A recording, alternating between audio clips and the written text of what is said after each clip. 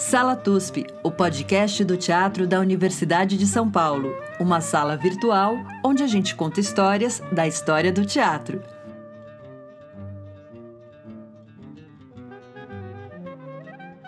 Olá, ouvintes do Sala TUSP. Esta é nossa sala virtual onde a gente conta histórias das teatralidades brasileiras e de todas as suas influências. Eu sou Maria Tendlau e estou em São Paulo, conectada com Bauru, Chico Pérez. Olá, Maria. Olá, ouvintes. Como estamos nessa terça-feira pós-libertação? Para bons entendedores, não preciso falar mais nada, não é? Bom, hoje, para comemorar essa história, estamos aqui com duas pessoas, não é uma só, são duas produtoras maravilhosas que vão contar um pouco de histórias aí do teatro que são muito importantes para nós, da recordação das histórias. Então, estamos conectados com duas cidades também, para atender ao interior paulista, além de Bauru, estamos conectados com Joanópolis, Maria Fernanda Coelho. Olá, Maria Fernanda. Boa tarde, gente, boa tarde a todos. É uma alegria estar entre amigos, né? Falando um pouco da nossa história. É sempre divertido, acima de tudo, né? Entender que a gente tem uma história e que essa história tem alguma importância, pelo menos para alguém. Então, muito feliz de estar aqui. E Patrícia Braga, diretamente de Curitiba City. Maria, Chico, Fernanda, boa tarde a todos que estão nos ouvindo. Realmente é muito feliz de estar aqui com vocês, depois de algum tempo que não nos vemos, né? Pelo menos durante esse ano aí da pandemia, pelo menos aqui na telinha, a gente consegue se conectar de alguma forma. É isso, a gente usa esse programa para matar saudades também, queridos ouvintes. E eu vou dizer a forma carinhosa como a gente trata a Patrícia e a Maria Fernanda, a gente chama elas de palipalumpas, porque elas são sócias fundadoras da Palipalã Arte e Cultura. É uma produtora incrível, e a gente está muito feliz hoje porque, diferentemente de outros momentos em que conversamos com professores acadêmicos, artistas de cultura popular, pessoas do fazer teatral cênico, vamos dizer, de estar em cena, atores, diretores, hoje a gente está conversando com uma parte do teatro imprescindível, que é a parte da produção, que tanto Patrícia como Fernanda também são artistas, mas a frente delas é o trabalho criativo de produção. Então, vou apresentar as duas. A Maria Fernanda Coelho é atriz, diretora, produtora. Ela é de Bauru, onde o Chico mora agora, mas ela se transferiu para Londrina em 1981, onde integrou o grupo Proteu. Teve atuação destacada em diversas montagens do grupo, merecendo em alguns dos trabalhos prêmios e destaque da crítica especializada, sobre a direção de Nietzsche Jacon, que é uma grande personagem da qual falaremos também. Foi chefe da divisão de artes cênicas da Casa de Cultura UEL, da comissão organizadora do Festival Internacional de Londrina. Para quem não conhece, o Filo, festival importantíssimo brasileiro, tem uma longa história. Assim, pelo Filo, a Maria Fernanda acabou produzindo pessoas incríveis, como o Kazuono, com o grupo peruano Yuyashikane, o Stuffed Puppet Theatre, e, enfim, também músicos como Cássia Eller, Elza Soares, Ney Matogrosso. E, em 2005, ela se transferiu para Antuérpia, na Bélgica, onde morou durante um tempo, e formou o grupo Noisette. Eu não sei falar francês, eu não sei se é assim, tá? Noisette. Noisette, é a Noisette. E aí, quando ela voltou para o Brasil, em 2008, fundou, junto com a Patrícia, a Palipalã. Vamos para a Patrícia. Patrícia também foi produtora executiva do Filo, até que por um momento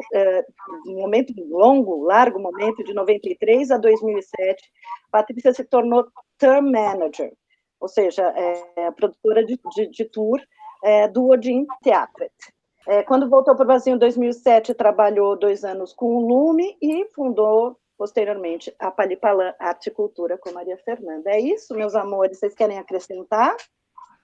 Na verdade, eu também trabalhei no Proteu como produtora executiva também, ZY Londrina, E fiz um único espetáculo na minha vida, que foi Tempo de Loucos e Bufões, também dirigido pela Nite Jacon, que foi quando eu entendi que realmente ser atriz não era o que eu queria, o que eu gostava mesmo era da organização, da produção, enfim, dos bastidores. E aí conheci Maria Fernanda. Essa era a nossa primeira pergunta. Como que essas duas mulheres incríveis se conheceram em Londrina? Como não podia deixar de ser, a gente se conheceu num bar.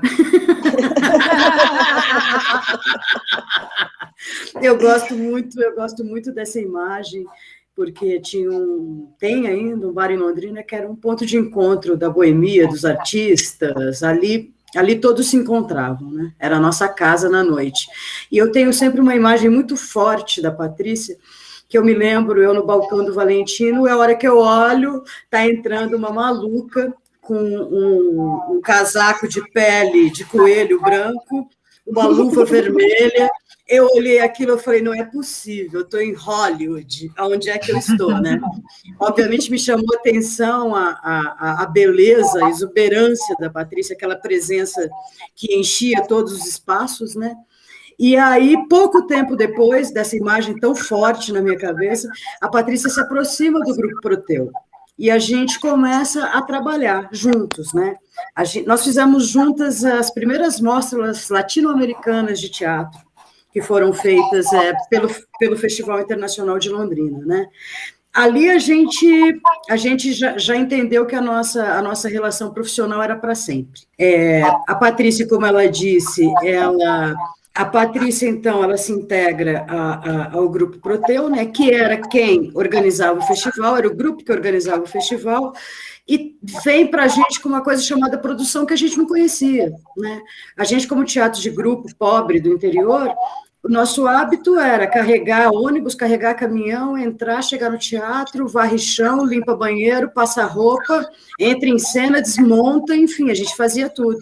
E a Patrícia vem com um cuidado com os atores, que foi fundamental para a gente naquele momento, né? A gente tinha uma diretora, que é a Nite Jacon, uma pessoa muito rígida, muito rigorosa, e a Patrícia trazia para os atores esse conforto, né? Esse lugar mais de aconchego, né? Eu me lembro que a Patrícia cuidava da gente, da nossa voz, tem que tomar um café quente, rasgou sua meia, não, eu vou comprar.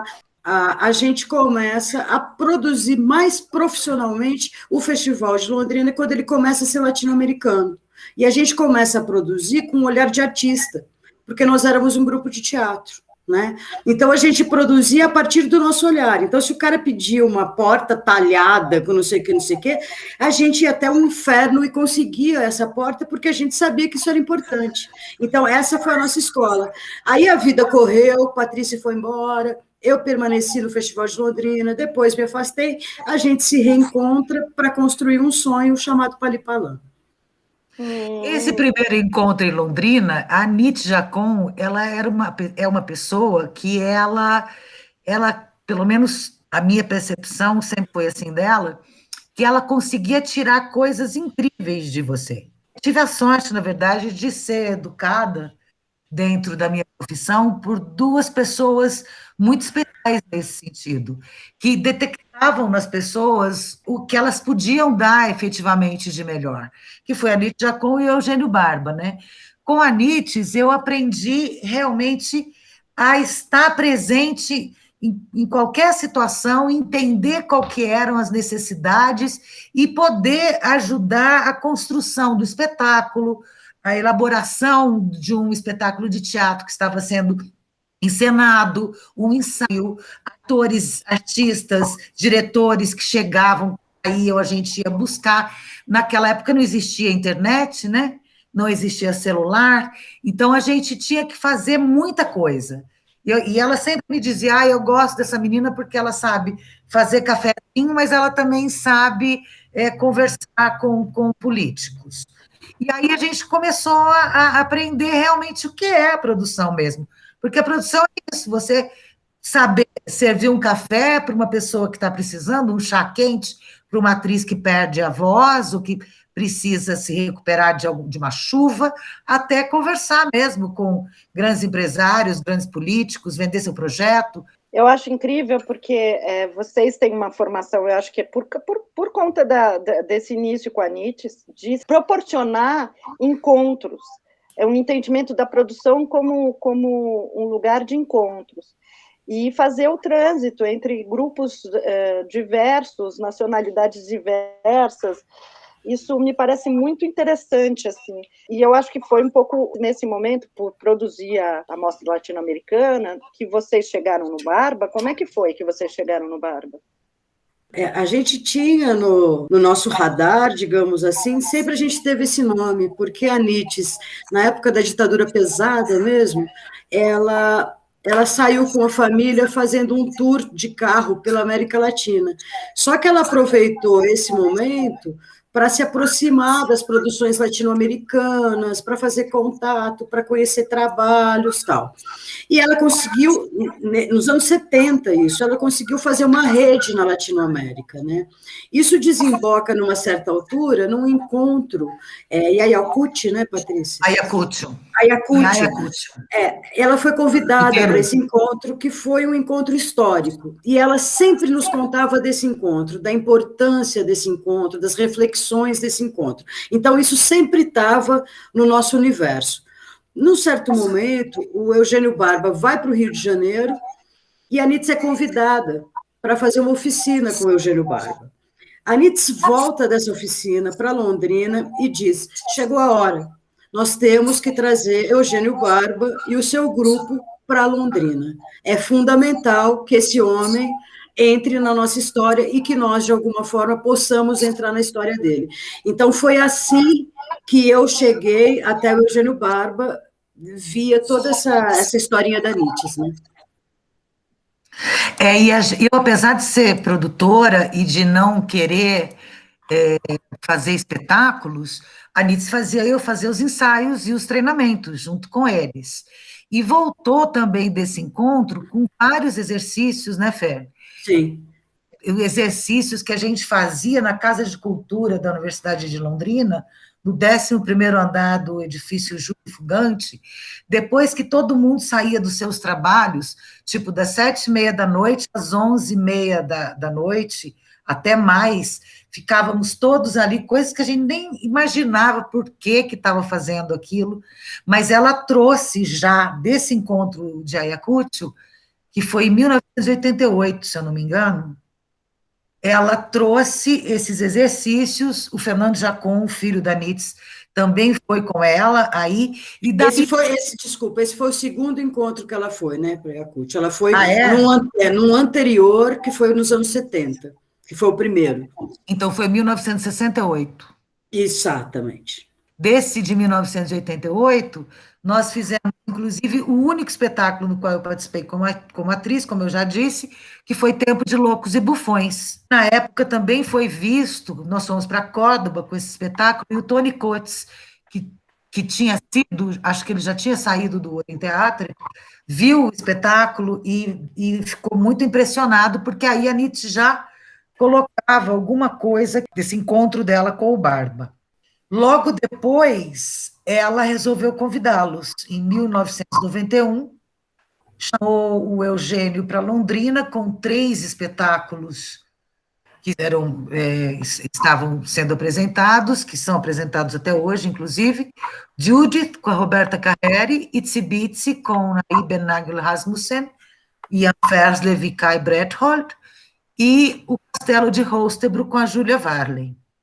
O que foi muito interessante disso que a Patrícia falou é que a Nietzsche, ela já via, dentro do grupo, ela já via uma necessidade muito grande dessa coisa da resistência física, do exercício, do romper limites, do rigor corporal, da ação enxuta. E quando ela tem esse encontro mais aprofundado com o Eugênio, ela traz essa influência muito forte para a gente.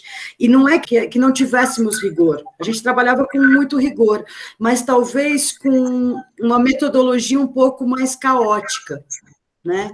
E aí, com a influência do Eugênio, isso se estabelece de uma maneira mais sistemática. E é isso, e o Tempo de Loucos e Bufões é de um mexicano, do Andrés Recio Bela Dias, que é um livro, ela encontrou no livro, na linguagem do livro, a possibilidade de aplicar os experimentos corporais que a gente vinha fazendo. Ela, na adaptação desse romance, é uma primeira incursão que a gente faz nesse mundo do Barba, mas dentro da nossa realidade, né? Talvez a Patrícia consiga discernir, por ter convivido muito com o Odin lá na Dinamarca. Você conseguiu distinguir o que era influência da passagem pela América Latina do Barba e o que era simplesmente do Odin? Quer dizer, dá para separar isso? Ou vocês, além de o Proteu receber esse conhecimento do Barba, também recebeu um conhecimento produzido na América Latina?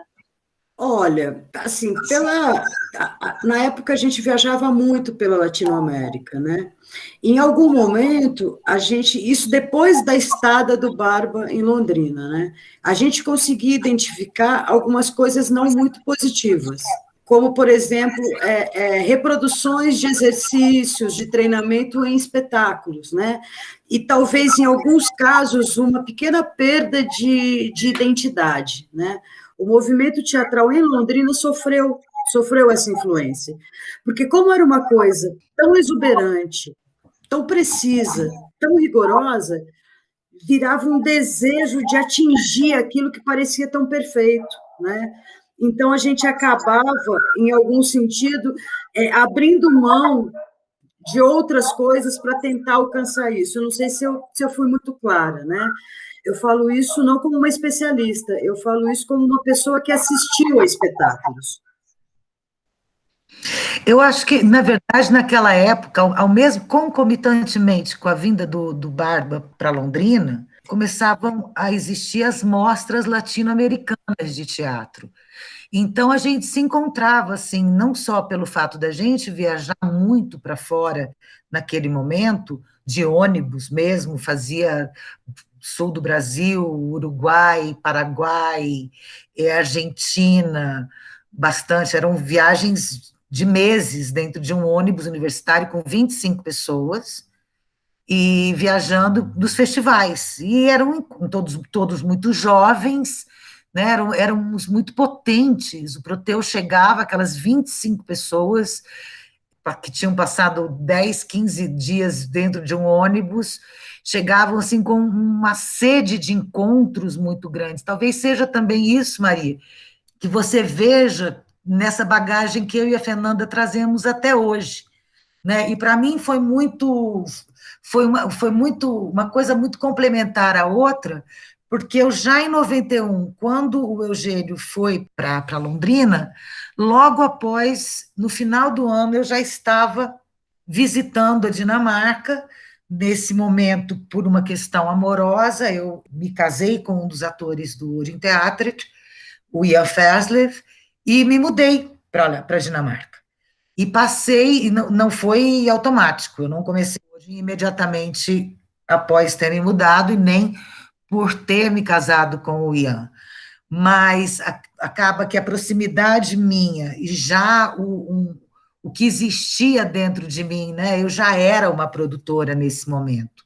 Hoje nós chamamos de produtora, né? Na época não tínhamos assim esse nome ainda muito definido. Mas eu continuava com essa capacidade organizativa, administrativa, de cuidar de espetáculos, cuidar dos atores, cuidar do ambiente onde os espetáculos iam ser apresentados, e comecei a viajar com o Ian. Holstebro, onde o Odin se encontra, é uma cidade muito, muito afastada dos grandes centros. Então, não tinha, na verdade, se hoje tem menos, naquela época ainda, praticamente inexistente, não tinha muita outra coisa para fazer. Porque eu fui com a ideia de continuar, eu fazia direito aqui no Brasil, eu fui com a ideia de continuar meu curso na Dinamarca, mas a universidade mais próxima era, naquela época, 2 horas da cidade, era em Aarhus, e eu, recém-chegada, acabou me inserindo muito na vida cotidiana do teatro, até o momento que eu fui notada, que eu comecei a trabalhar em serviços muito pequenos, mas sempre em torno aos espetáculos. Porque hoje, na verdade, naquela época, as pessoas ainda começavam assim, né? Ninguém começava já com alguma carreira definida dentro do teatro. Tinham seus tutores, isso muito dentro da parte artística do grupo. Eu acho que, com relação à administração, talvez eu tenha sido a última a ter entrado nesse esquema. Não, depois de mim ainda entraram mais outros, que daí, em algum momento, eu acabei até sendo também a tutora dessas pessoas, mas naquela época você começava com serviços muito básicos mesmo, de limpeza, de venda de livros, até conseguir identificar a sua força, ser notada por ela e ser chamada pelo Eugênio para, então, fazer parte. O Eugênio sempre foi um núcleo duro total, ou não? Sempre foi. Então, ele que mandava, assim, no sentido hierárquico, né? Sempre, sim. Pelo menos até o momento quando eu estava ali, em 2007, e saiu da administração do teatro, né? Hoje o Odin tem um outro diretor administrativo, Per Bach-Jensen. Naquela época ele era ele, e já quando eu entrei, a Júlia Varley também já fazia bastante a parte administrativa do teatro, tanto que o meu primeiro trabalho oficial dentro do Odin foi com o Transit, que é um festival do Madalena Project, que a Júlia começou a fazer em Rostebro, não vou me lembrar a data aqui. Eu trabalhei na cozinha desse festival. Diga para a gente, aproveitar que estamos um dia depois do 8 de março, o que é o Madalena Project? O Madalena Project é uma rede de mulheres de teatro que se reúnem, elas já estão no terceiro, acho que tem a primeira geração, a segunda geração, já tem a terceira geração, de muitas mulheres, inclusive aqui do Brasil. Aí de São Paulo tem a Luísa Amarante, que eu sei que faz parte, em Brasília tem a Luciana Maturchelli, a Marilyn Nunes, Stella Fischer, a Letícia Olivares, tem muitas pessoas, muitas mulheres aqui no Brasil ligadas a esse movimento, né? O Madalena é um projeto que é muito abrangente, ele tem em vários lugares no mundo, são muito fortes. E as pessoas no Odin, naquela época, eram de vários lugares do mundo também?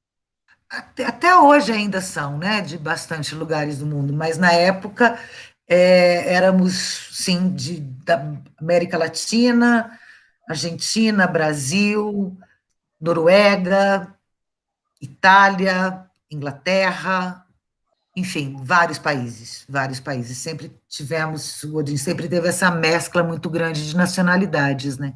Uma coisa curiosa, né, é que quando a Patrícia vai para a Dinamarca, e ela já está lá há algum tempo, eu sou convidada pela Iben Rasmussen a participar como atriz do projeto Ponte sobre o Vento, né? E eu sofro uma influência muito forte, começo a repensar o meu trabalho de atriz, se o que eu fazia era mesmo teatro, volto para Londrina em crise, né? Quase paro de fazer teatro, até porque eu tenho posição de idade física e nem de tempo para me aplicar tanto como era exigido, né, na época. Mas o que é curioso é que antes de eu ir para a Dinamarca, a mãe da Patrícia me chama e diz: você pode levar umas coisinhas, Fezinha, para a Patrícia, para a Dinamarca? Eu vou na casa dela, ela me apresenta 2 malas gigantescas, com muita coisa. A hora que eu olhei aquelas malas, eu falei: a Patrícia não volta nunca mais. Ela não está lá para passar um tempo. E, de fato, nesse período que eu estava lá, foi que ela se casou com o Ian, né? Foi em 1993, exatamente, quando eu fui para lá. Isso é interessante, porque, assim, por mais que eu tenha ficado na Dinamarca todo esse tempo, e sempre existiu uma ligação muito grande com o Proteu, com a Nietzsche, com a Fernanda, com outras pessoas que continuaram e são hoje amigos até hoje, né, companheiros de trabalho também até hoje. A Nietzsche foi para um aniversário do Odin para lá, que foi também o Bournier, ainda estava vivo, também foi para lá. Acho que foi antes da Fernanda aí, depois logo foi a Fernanda, e em 1994 a Nietzsche já traz a ISTA, the International School of Theatre Anthropology, para Londrina, pasmem vocês. Né? Já naquele momento, foi organizado também pela própria organização do festival, e nessa época, foi nesse momento que a Nietzsche pede ao Eugênio que inclua dentro do staff artístico da ISTA uma tradição brasileira. E junto ao Paulo Dourado, que é professor da UFBA, em Salvador, o Eugênio percorreu o Brasil inteiro e acabou encontrando a pessoa com a qual ele gostaria de trabalhar e que foi apresentada em Londrina, em 1994, o Augusto Molu, que depois ficou na equipe, no ensemble do Odeon Theatre mesmo, por mais 10 anos, até que veio a falecer há alguns anos atrás, em Salvador. Olha só, é engraçado, eu tenho duas referências fortes de dois lados, assim. Como pessoa que estava se formando no teatro, e num momento que na semana passada conversamos com o Renato Ferracini, e aí eu falei disso também, né? Um momento em que o Burnier, o Simeone, eles eram as pessoas. E aí era assim, ou você ia para Campinas para se dar bem na vida teatral, ou você ia para Londrina, porque era lá que estava acontecendo o conhecimento, e o conhecimento era a antropologia teatral. E eu nunca me adequei muito, então é engraçado, para mim eu olhava isso super de longe. E o segundo olhar é um olhar do meu ex-marido, que é de Londrina, que é um olhar da influência do festival na formação dele. E aí que eu acho engraçado, porque se para mim era o Odin, era o Lume, enfim, que estava indo para Londrina, ele falava muito mais dos grupos latino-americanos que ele tinha visto, ter visto o Yuyashikane, ter visto... Então, para mim, tudo isso faz um caldo aí que a gente não consegue separar muito, assim, por isso as perguntas sobre a América Latina. Não, porque você tem toda a razão, né? Se você for ver a história... a Mostra Latino-Americana, que antecede o Filo, trouxe um grupo de Cuba e um grupo da Nicarágua para o Brasil. Isso, para a gente, era um mistério absoluto, absoluto, né? Quem são essas pessoas? Tipo, da onde vêm, o que comem, como são? E aí você vê também a estética desses grupos, como é que eles produziam, tudo isso foi muito rico. E o Festival de Londrina, ele sempre prezou muito por esse diálogo com a Latinoamérica, né? A gente tinha isso muito forte, muito forte. E, né, eu me lembro a gente produzindo o grupo da Nicarágua, né, Paty? Os caras chegaram de camiseta no inverno do Paraná. Nós saímos para o centro da cidade para comprar aquele cobertor corta-febre, corta-frio, para fazer poncho para os caras, né? Era nesse nível, né? Enfim, então, o teatro latino-americano, na nossa história, sempre teve uma influência fundamental. Quando a gente ouve falar de terceiro teatro, a gente escuta falar sobre um reconhecimento de um modo de produção, de uma forma de produção diferenciada. Às margens, fora dos centros, né, que nem a cidade que a Patrícia morou, fora do centro, e lidando com uma certa manufatura, um certo fazer humano muito específico. Isso me lembra, na verdade, a falta de condições, da precariedade de produção da América Latina, como, daí não terceiro teatro, mas terceiro mundo na época, né, que a gente usava esse nome, mas também como um lugar que nesse período ainda vivia sob ditaduras fortíssimas, enfim, questões sociais diversas, colonialismo. Eu fico muito curiosa de saber o entendimento de quem vem do Odin e olha essa produção quase como se fosse um milagre ela acontecer, e quem está aqui na lida diária e que necessariamente passaria por um questionamento político. Como é que foi esse encontro desse questionamento político latino-americano com a ideia do teatro autêntico, sagrado do Odin? Do Eugênio Barba. Olha, Maria, você sabe, eu sempre estive nos bastidores. Então, você falando aí agora, me veio uma imagem muito forte. Em 1992, eu fui com o Odin, eu ainda não era diretora de turnê, mas já transitava por esse lado, né? E tinha um outro diretor de turnê, um dinamarquês, e eu vendia livros e o ajudava em várias situações. Quando nós chegamos no México, um calor muito grande, que já para ele era um choque muito grande, e além disso, nós chegamos no teatro, e o teatro simplesmente era um grande galpão, imundo, completamente abandonado, praticamente sem pessoas, os organizadores não tinham, com muito custo, conseguiram pagar as passagens e algo do cachê para o Odeon, hotel, alimentação, porque é sempre muito caro, até hoje é muito caro, né? Uma viagem de um grupo de teatro tem toda uma logística, como vocês sabem, muito grande, que é um esforço muito grande para um organizador trazer um grupo de teatro. Naquela época, então, mais ainda, o dinheiro para a cultura no México era muito pouco, e hoje eu não sei como está, mas naquela época a gente sabia, e o Odeon desafiava esses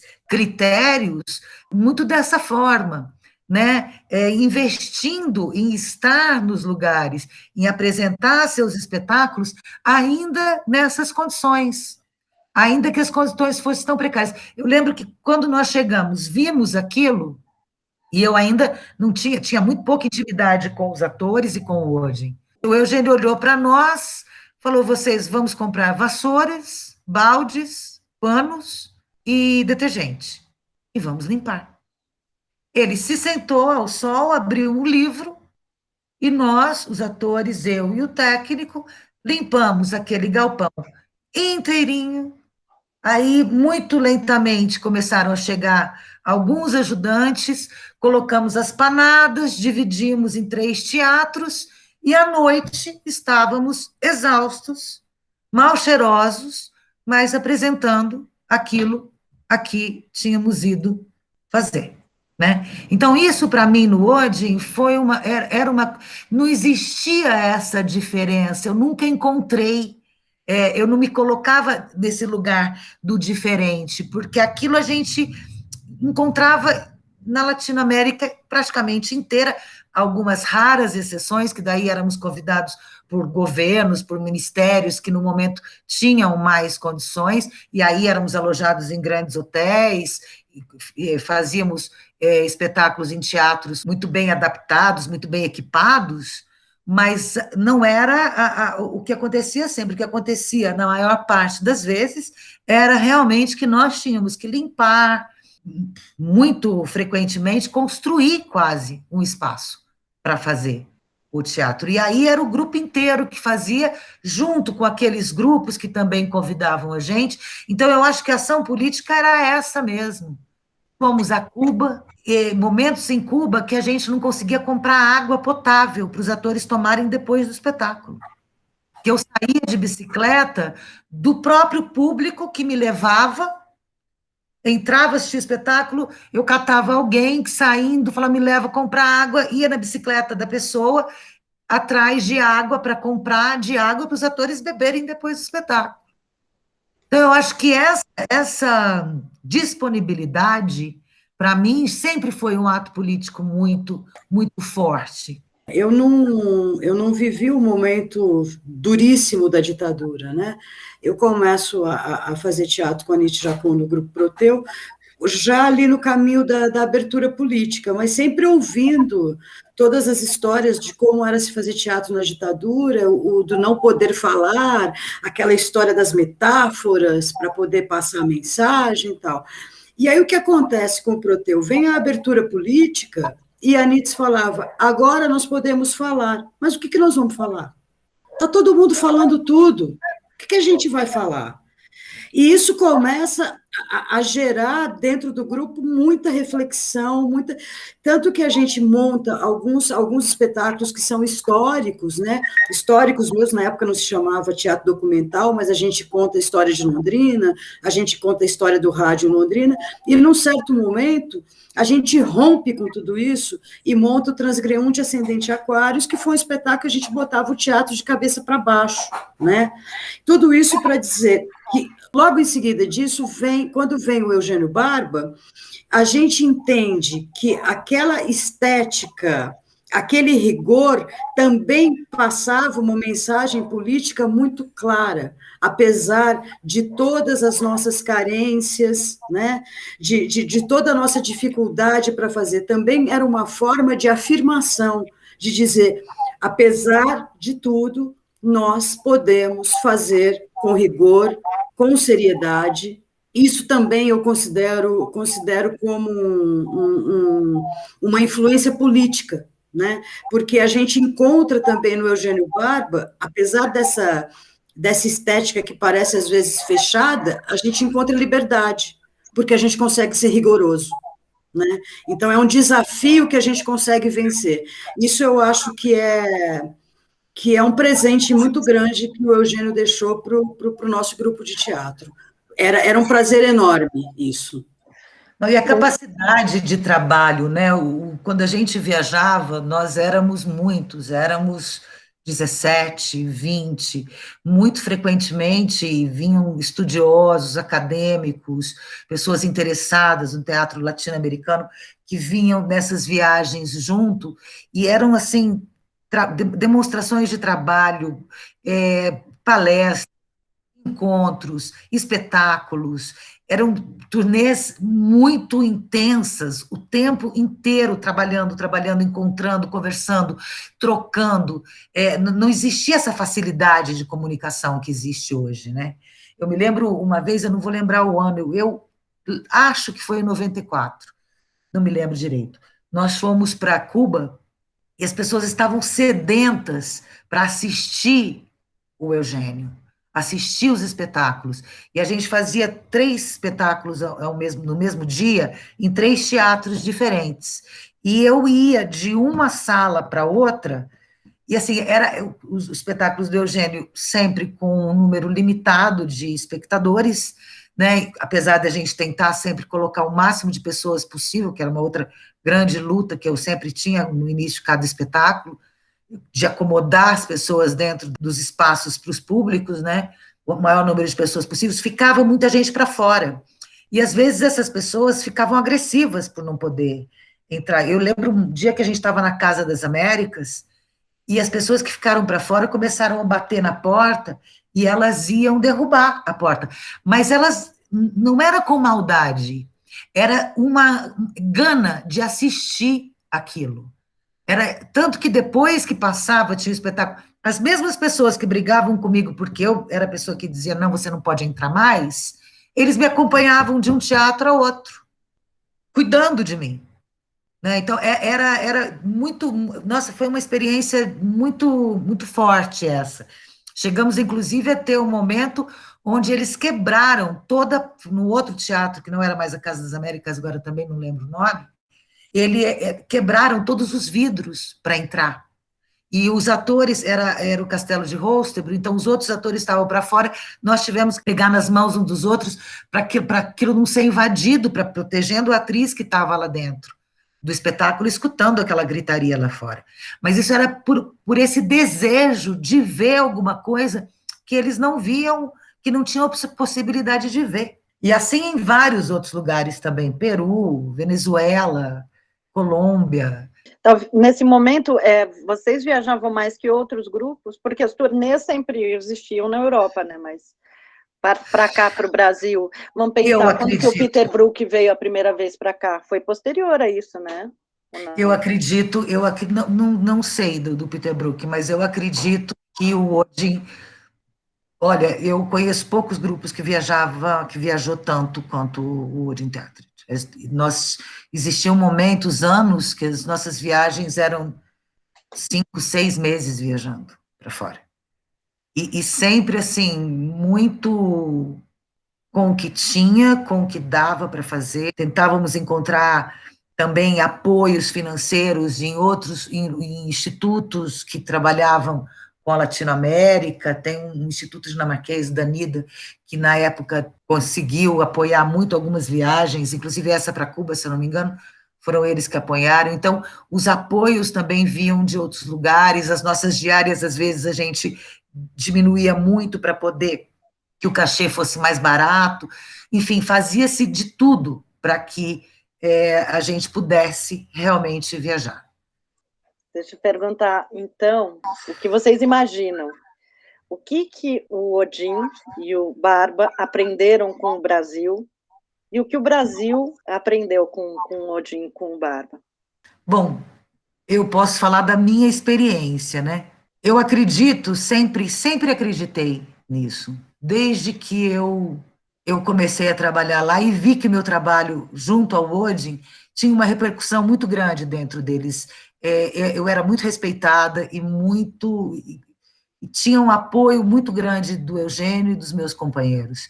Eu acho que o brasileiro tem uma força interior muito grande. Eu costumava falar assim, bom, a gente, na época, eu fui para lá, era aquele momento onde a gente, cada dia se levantava, o leite estava um preço, né?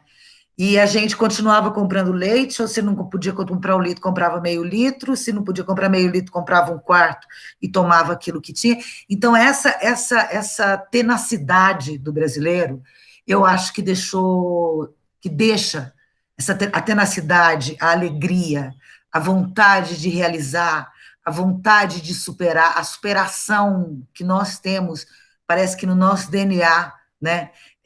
E a força, a alegria de viver mesmo, porque mesmo depois de um dia esmagador de trabalho e de muitos leões que a gente mata cada dia aqui nessa terra, a gente continua cantando, a gente encontra um batuque para fazer, uma cerveja para tomar, uma risada para dar, e eu acho que isso sim é inspirador, e tenho certeza que isso inspirou, tanto que a minha casa, por exemplo, era um lugar de acolhimento para muitas pessoas, não só para brasileiros, mas como para gente do mundo inteiro, porque depois de 10, 12, 16 horas de trabalho, na minha casa sempre tinha uma roda de samba. Sempre tinha uma cachaça para tomar e uma cerveja na geladeira para quem quisesse entrar. Então, isso eu acho que foi um ensinamento, sim, que eu posso dizer tranquilamente que isso foi disseminado assim dentro daquele espaço onde eu vivia, e via também que os meus companheiros aqui do Brasil, quando iam para lá, também faziam isso, disseminavam essa alegria, essa força, e, ao contrário, o que o Odin deixa para o Brasil, e eu acho que não só para o Brasil, eu acho que posso tranquilamente dizer que para todos os lugares que são tocados pelo Odin, assim, eu tenho um respeito imenso por eles, um carinho e um amor muito grande pelo Eugênio, tenho muitas boas histórias para contar, esse rigor do qual a Fernanda fala, que é visto, né, em sala, no espetáculo deles, mas que também na vida diária do grupo, a generosidade, a força de trabalho que eles têm, a seriedade, a coerência. Eu acho que tudo isso para quem se achega ao Odin, é impossível não perceber e não também ficar contaminado disso. Acho que a Patrícia falou quase tudo, né? Na verdade. Eu sinto isso também. Quando a gente fez a ISTA, eu acho que a gente influenciou a ISTA com a nossa alegria, né? E com a força de trabalho mesmo, e é isso, tomava cachaça até 5 horas da manhã, às 7 horas estava tudo pronto, estava todo mundo em pé, rindo e fazendo as coisas. Eu acho que isso a gente acabou influenciando, sim, né? Repetindo a Patrícia também, o que eu, particularmente, como pessoa, como atriz, recebi do hoje, foi rigor, um rigor amoroso, tá? A minha experiência de trabalhar com a IBM é uma experiência que jamais vai se apagar, não é só uma experiência profissional, é uma experiência de vida, é uma mulher de uma generosidade impressionante, cada ator, de fato, é uma planta que ela rega, isso é fato, isso não é só para ler nos livros, né? E, assim, eu fico muito feliz, falo isso sempre para a Patrícia, que eu acho que a Patrícia, como uma brasileira, sai do Brasil e ajuda a construir uma forma de produção mais amorosa num país nórdico, né? Então, eu acho que esse é um tesouro, né? E a Patrícia é responsável por isso, né? O meu trabalho com a Patrícia, ele é muito baseado nessa admiração mútua. E eu tenho um orgulho gigante da Patrícia, porque é uma das maiores produtoras que eu conheço, que faz com arte, que faz com amor e que conseguiu levar isso para a gringa, né? Eu acho que a Patrícia mudou o jeito de ser do Odi, com esse tipo de produção. Então, para mim, é impossível não dizer isso, né? Que é mesmo, é um orgulho, e sabe, Maria, sabe, Chico, para a gente, como produtor independente, vocês não imaginam a alegria de ter voz, sabe? Porque a gente é tão pouco ouvido, né? A gente é tão. Isso não é uma queixinha, é só que, porra, a gente está aqui, né? A trajetória é importante, a gente fez coisa pra caralho, a gente continua na pista, e a gente quase nunca é ouvido, né? Eu também acho que esse é uma vantagem da Palipalã, é que a gente nunca esteve na moda. A gente nunca foi modinha, né? Então, isso tem a parte legal e tem a parte que, às vezes, te causa um desconforto. Mas, nessa idade, é muito mais legal do que negativo não ser modinha, né? Então, tudo isso para dizer para vocês que é muito legal estar podendo conversar aqui. Com certeza. E a gente traz isso na Palipalã, né, Fer?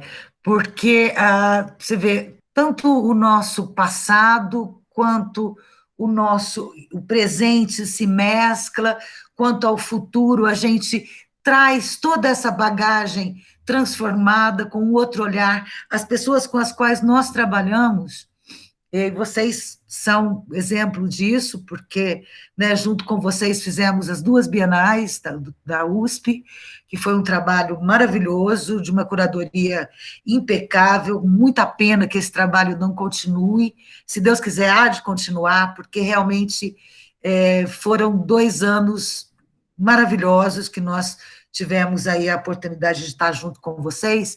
A gente traz mesmo, a gente não joga fora as pessoas, e as pessoas não jogam a gente fora, né? O nosso trabalho, pelo menos, tenta ter uma continuidade. A gente continua gostando de quem a gente gostava, quem gostava da gente continua gostando, e a gente continua criando junto com essas pessoas.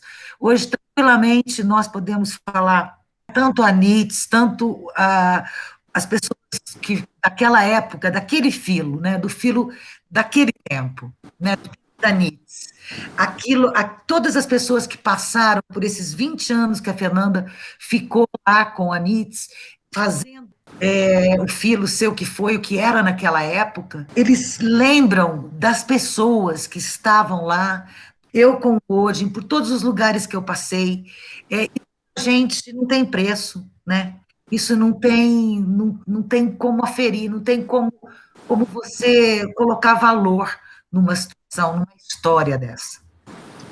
Infelizmente, a gente sofre até por essa falta de valor. Mas eu queria pontuar aqui 2 momentos que vocês falam desde o começo. Uma delas diz diretamente a nós que trabalhamos no TUSP, né? Que também somos atores. Então, a Maria Fernanda falou de uma questão do rigor amoroso, que vocês, lá no comecinho da entrevista, que você fala assim, se o ator precisa de uma porta barroca, a gente vai até o inferno buscar, porque a gente não é aquele produtor que entrega uma porta, entrega a porta que precisa.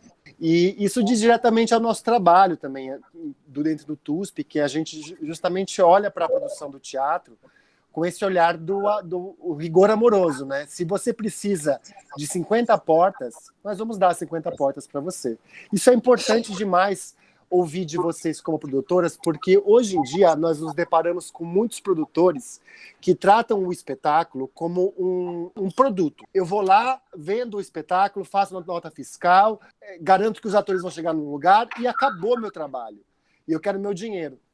né? Eu conheço vários assim, mas também conheço uma grande leva de pessoas que trabalham dentro desse rigor amoroso que vocês levam, que transformam o espetáculo de teatro em outra coisa que não é só um produto, é uma experiência que liga diretamente com esse segundo aspecto que eu quero levantar aqui, que vocês duas trazem para o nosso podcast um olhar completamente diferente dos outros entrevistados até agora, que é uma visão do produtor enquanto uma testemunha da história, quase como um repórter né? Porque vocês veem de dentro e de fora o que acontece dentro do teatro. Então, essa observação do Filo, do Odin e de todo o trabalho de produção que vocês fazem até hoje, ele está num espaço muito, muito particular, que não é o espaço do ator que fez, nem do pesquisador que leu e que analisou sobre isso, mas da pessoa que teve que servir o cafezinho e falar com o político, que fez esse trâmite entre o dentro e o fora de forma amorosa, e que depois de tantos anos vocês até se emocionam quando falam disso, e não como um trabalho feito, é como um trabalho vivido. Isso é importante demais. Relembrar que o teatro não é feito só de atores, de diretores e de pensadores, é feito de produtores, dos faxineiros, dos iluminadores, da pessoa que faz a divulgação, do público que vai assistir. Isso a gente esquece, que o teatro é uma arte coletiva, né? E vocês lembram disso de todos os pontos. É verdade. Tanto no Odin como no Filo, ou ao contrário, como no Filo como no Odin, o meu trabalho sempre foi a minha vida. Não existe um momento estanque. Não é assim, agora eu sou a Patrícia produtora, agora eu sou a Patrícia dona de casa, ou qualquer que seja. Aquilo é minha vida. Como a Palipalã, para mim, é minha vida. É uma maneira de eu pensar, a maneira de eu interagir, a maneira de eu viver, é o que eu penso da vida, o que eu sou, é a minha essência. E isso eu encontrei tanto com a Nietzsche quanto com o Eugênio. Não existe uma diferenciação, né? Agora eu estou fazendo isso, agora eu estou... Não, eu sou isso. Vocês transbordam isso em toda a produção que vocês fazem, e as que fizeram com a gente especificamente, porque o sucesso do grupo, o sucesso do espetáculo é o sucesso de vocês também. Vocês torciam para que isso acontecesse a todo custo, e nós sabemos disso nas entrelinhas, que foi a todo custo mesmo, né? Diga-se de passagem. Alto custo, a todo alto custo. A todo altíssimo custo. Queridas, aproveito assim que a gente está chegando no final do tempo, assim, primeiro que eu estou muito feliz de poder entrevistar vocês, mas também fazer aqui um raciocínio em cima da minha pergunta do político, porque eu passei elas para vocês, e eu estou aqui pensando numa coisa, exatamente desse trânsito de aprendizado entre precário, que a gente faz teatro no Brasil, não tem como separar isso, porque ou é uma luta de vida em que a gente, de fato, está raciocinando junto com como que a gente vai comprar o pão no final, junto com eu preciso estar preparado para entrar em cena, e que isso faz do nosso teatro um ato político, e que nos obriga a sempre estar refletindo sobre isso. Estou dizendo isso porque a gente está vivendo um momento de muita penúria, de muita dificuldade, e a gente vai precisar se reinventar de alguma forma, apesar dessa palavra reinventar ser modinha, mas vai ter que rebolar de um outro jeito, para a gente entender como é que a gente se insere nas relações de produção. Então, Maria, eu devo dizer e aproveitar o finalzinho, que a gente está buscando esse caminho e que a gente está encontrando de certa forma. Hoje a gente faz um festival que começou com o nome de festival e que hoje tem o nome de um movimento. Esse movimento se chama Ciclo, é Circuito de Artes e Conceitos de Londrina, né? A gente começa esse projeto no início da pandemia, a gente se paralisa e aí a gente descobre, a gente reativa uma rede afetiva e profissional de uma potência estúpida. A gente se reencontra com os nossos companheiros do Open Program, do Work Center do Grotowski, e a gente começa a fazer ações com comunidades em Londrina que a gente chama de cartão de visitas. Hoje a gente trabalha com uma plenária de mulheres negras impressionante, a gente trabalha com moradores em situação de rua, a gente está trabalhando com indígenas, e a gente não abriu mão do fazer artístico, né? Nós realizamos o que a gente chama de giros do ciclo, que foi um giro nacional, um giro internacional, um giro local e um giro tradição, que a gente teve a honra de reproduzir espetáculos do ODI e do próprio Work Center. Tudo isso para dizer que essa reinvenção chegou para a gente está aprendendo a ouvir, e a gente está inventando um outro jeito de fazer produção. Devo registrar, nós trabalhamos o ano passado inteirinho sem um tostão, pro bono. Uma equipe guerreira, valiosa, jovens sensacionais, e os nossos parceiros internacionais. Então, parece chavão, mas não é. A gente continua investindo um pouco nesse sistema quase que familiar, nessa rede profissional e afetiva. Só para dizer, a Palipalã continua na pista e a gente está, sim, se reinventando e inventando novas formas de fazer dentro dessa tela, porque quando a gente sair dessa tela, não vai ter para ninguém. Ai, guarda um pouquinho para mim. Põe mais água no feijão que eu estou chegando. Fica tranquila que o seu momento está próximo. Opa, fundamental. Que é seu, tá guardado, Maria. Pois bem, queridos ouvintes, aqui temos para cada um de vocês o seu guardado. Vamos por aqui. Com enorme alegria de estar falando com essas amadas que estão obedientes dentro de casa, como todos devem estar neste. Exatamente. Guardadinhas em alta conexão. Esperando com muita esperança a nossa vacina, porque a vacina é para todos.